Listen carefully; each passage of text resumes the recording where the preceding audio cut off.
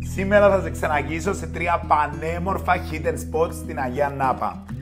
Παίρνουμε ένα φρέντο εσπρεσάκι από το Clock Cafe στο Παραλίμνη, τα snack bites μας για να μην πεινάσουμε και ξεκινάμε το tour μας. Η πρώτη μας στάση είναι η παραλία μας στο Καμπούρι που βρίσκεται πολλά κοντά στη γέφυρα των Ερωτευμένων. Μικρή παραλία με υπέροχα νερά και τέλειες ξαπλώστρες αναπαυτικές με κανονική χρέωση, σας παρακαλώ, και είναι ιδανικές για να κόψεις το κουρί σου. Το νερό είναι υπέροχο, έχει λίγες πετρούες στην αρχή, αλλά άμα κολυμπήσεις μέσα είναι απίθανο. Δεύτερη στάση που θα κάνουμε είναι ο νέος πεζόδρομος ποδηλατόδρομος της Αγίας Νάπας με ηλιοβασίλεμα που σου μείνει και αξέχαστο. Ξεκινά από το λιμανάκι και φτάνει μέχρι το υποβρύχιο Μουσείο Μουσάν. Είναι ό,τι πρέπει για απογευματινές καλοκαιρινές βόλτες μαζί με το καφεδάκι σου, καλή παρέα ή και το σκουτεράκι σου. Και κατευθυνόμαστε προς το τρίτο μας hidden spot που είναι παραλία Μαϊστράλι.